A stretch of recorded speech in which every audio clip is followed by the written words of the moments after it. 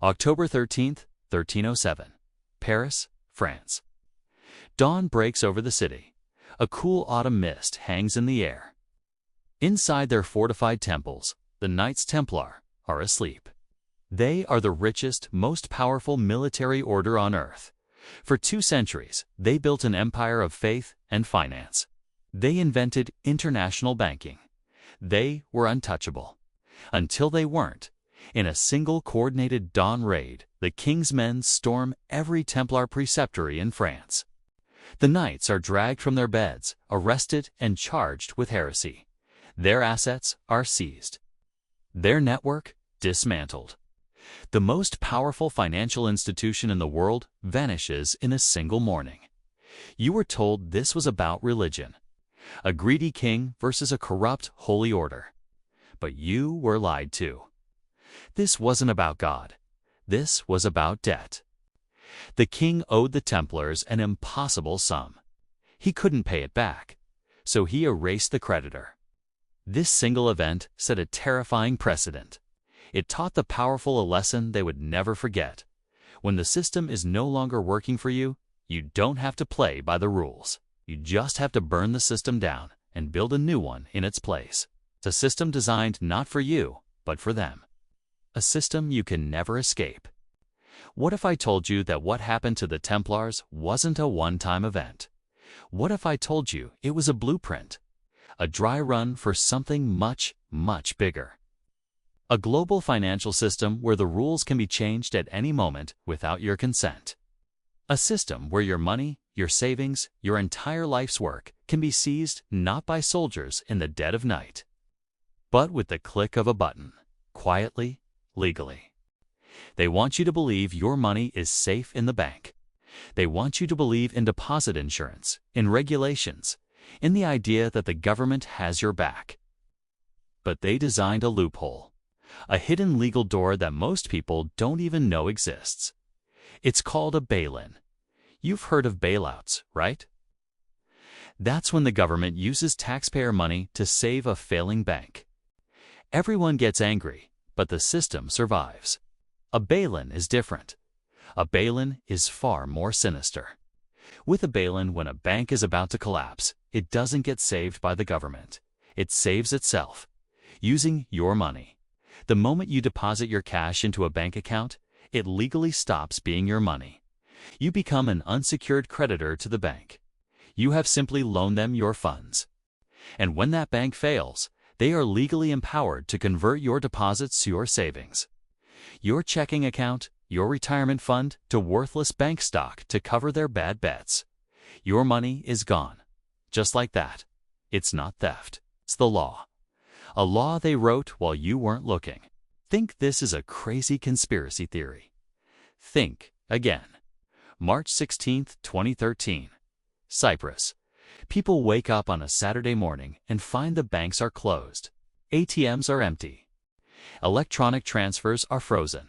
The government has declared a bank holiday. For 10 days, an entire nation is locked out of its own money. When the banks finally reopen, anyone with over 100,000 euros has had nearly half of their savings confiscated. Gone, seized to prop up the failing banks. The bail-in had been deployed. For the first time in modern history, they showed their hand.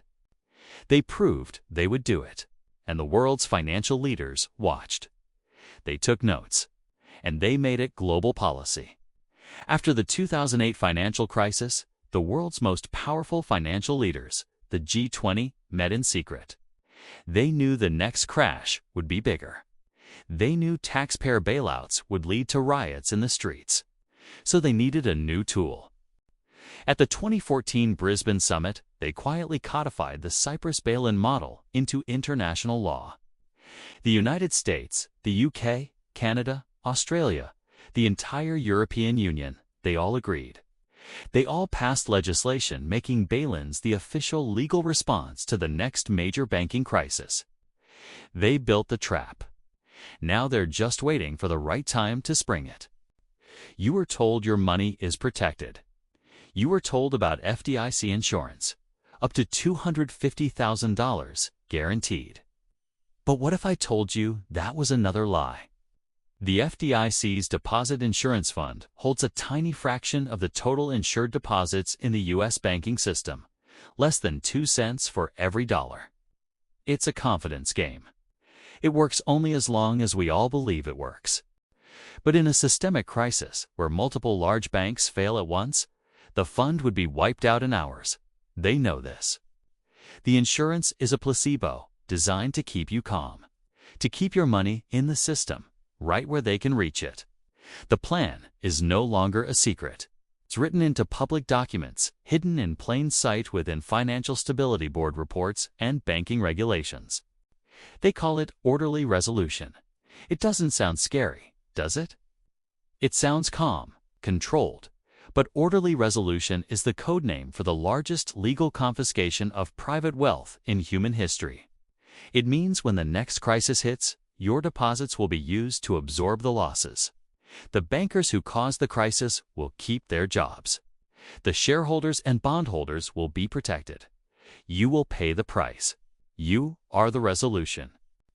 They are herding us into a fully digital system. They tell you it's for convenience. No more carrying cash. Just tap your phone. Simple. But a cashless society is a control grid. In a cashless world, every single transaction you make is tracked, monitored, and recorded. They know what you buy, where you go, what you believe in. And in a cashless world, a bail-in is even easier. There are no bank runs. There are no queues at the ATM.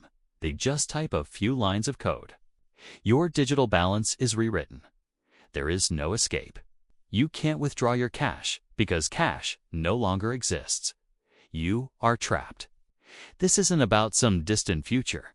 The signs are everywhere, right now. Banks are subtly changing their terms of service. Central banks are openly developing digital currencies, giving them direct control over your money. They are testing the limits, seeing how much we will accept. They are desensitizing us to the idea of losing control. They are boiling the frog, and the water is getting warmer every single day. This is not an accident. This is a design. What happened on that October morning in 1307 wasn't the end of a story. It was the beginning. For centuries, the powerful have refined the art of control. From seizing the assets of knights to writing complex financial laws, the goal has always been the same: to create a system where they can never lose. A system where the risks are transferred to you and the rewards are kept by them. A system you can never escape. The question is no longer if they will trigger this system. The only question is when. And what will you have left when they do?